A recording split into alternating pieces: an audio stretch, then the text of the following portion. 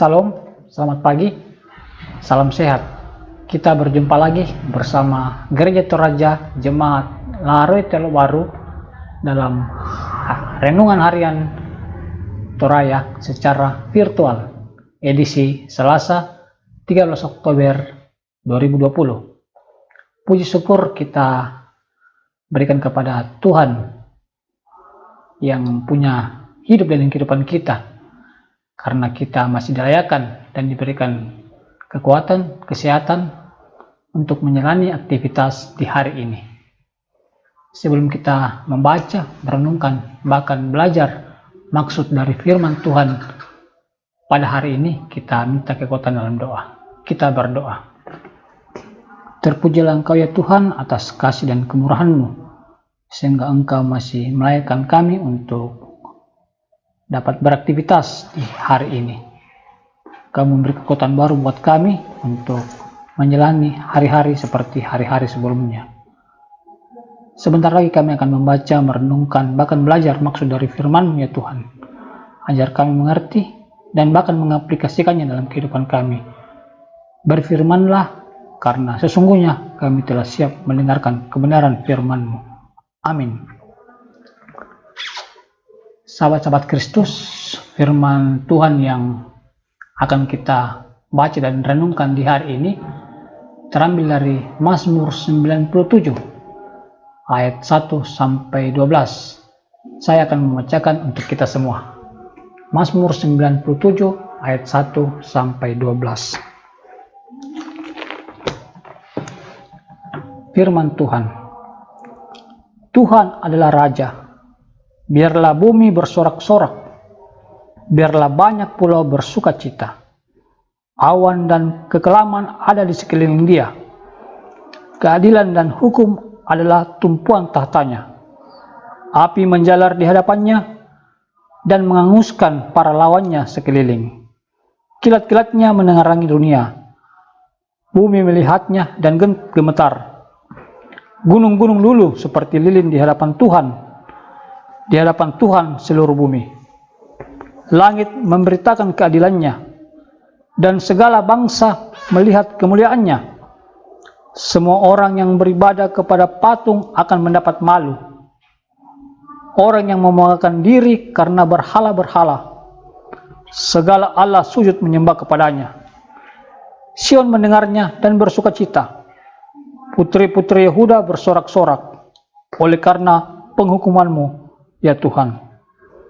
Sebab Engkaulah ya Tuhan yang maha tinggi di atas seluruh bumi. Engkau sangat dimuliakan di atas segala Allah. Hai orang-orang yang mengasihi Tuhan, bencilah kejahatan. Dia yang memelihara nyawa orang-orang yang dikasihinya akan melepaskan mereka dari tangan orang-orang fasik. Terang sudah terbit bagi orang benar, dan sukacita bagi orang-orang yang tulus hati. Bersukacitalah karena Tuhan, hai orang-orang benar, dan nyanyikanlah syukur bagi namanya yang kudus. Amin. Tema kita pada hari ini mengharapkan pertolongan Allah. Dalam bahasa Toraya, uranuan Pak Tunduan Napuang. Sahabat-sahabat Kristus, dimanapun kita berada, seringkali kita lengah dalam menjalani kehidupan keseharian kita, seolah-olah tidak ada yang mengontrol. Akibatnya kita bebas melakukan apa saja yang kita mau, termasuk menindas sesama kita seperti orang-orang fasik yang menindas orang benar. Tetapi bagaimanakah akhir tindakan seperti itu? Mazmur 97 menggambarkan keberadaan Allah sebagai Raja yang membela umatnya dari penindasan orang-orang fasik. Pemazmur mengakui bahwa Allah adalah Raja yang punya kekuatan untuk membela milik kepunyaannya. Pemazmur juga mengatakan dan menggambarkan bahwa kedatangannya menggetarkan seisi dunia, sehingga alam pun tidak berdaya di hadapannya. Bahkan bangsa-bangsa yang menolak Allah dengan cara menyembah berhala tertunduk malu di hadapannya. Kekuatan Allah disambut dengan sorak-sorai di Sion. Allah datang untuk menegakkan kebenaran dan keadilan, karena semua orang benar tetap dipelihara olehnya dan melepaskan umatnya dari tangan orang-orang fasik. Terambil dari ayat 10 sampai yang ke-11.